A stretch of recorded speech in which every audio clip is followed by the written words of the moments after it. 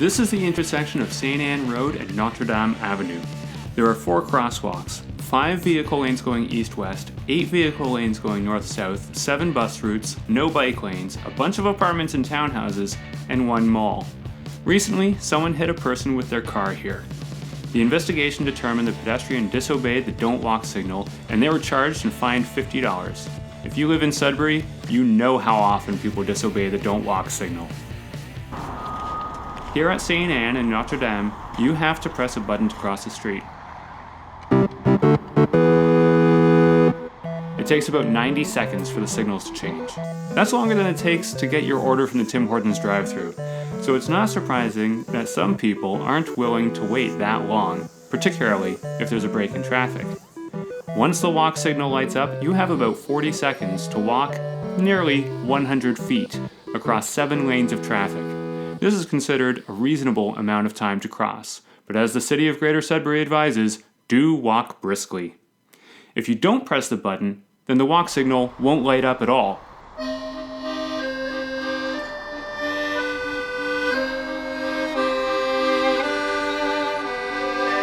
That's what happened to this family.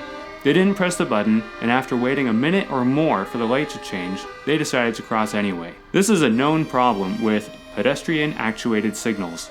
Only 50% of people press these buttons, and not everyone who presses the button bothers to wait. Drivers, on the other hand, just have to show up. There are sensors under St. Anne Road that automatically detect when a vehicle arrives at the intersection, and traffic on Notre Dame is stopped for 20 seconds instead of 40. This helps keep traffic flowing smoothly.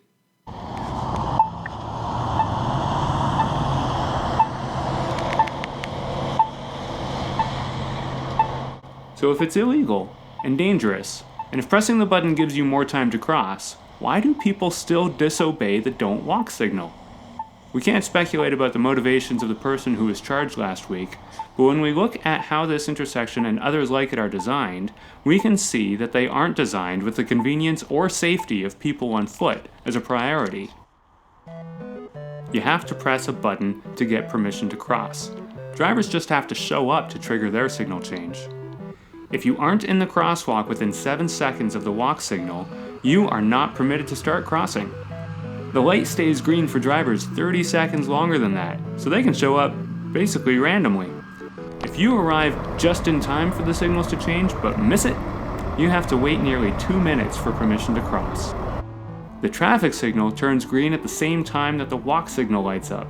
Drivers are allowed to turn and cross the crosswalk if you aren't in that half of the crosswalk at the time, but drivers are impatient too, and they often disobey this rule.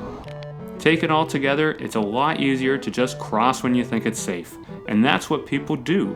Unfortunately, sometimes they're wrong and they get hurt. The easiest way to try to solve this problem would be to remind people that it's a bad idea to cross against the signal, and that's what Sudbury Police are doing right now. The more effective solution is to change the setup so that it's easier to follow the rules.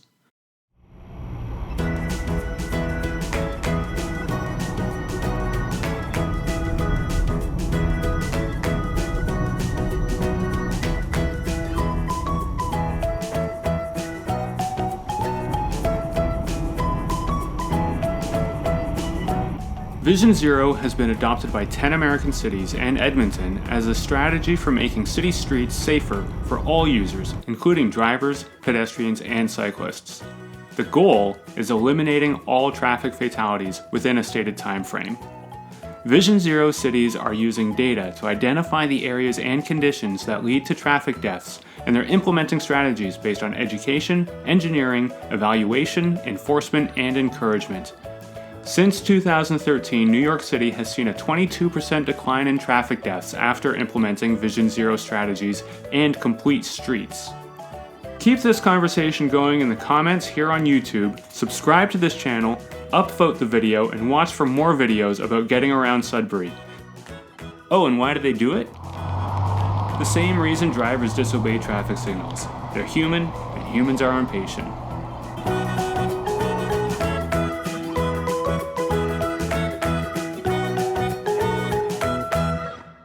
Be excellent to each other.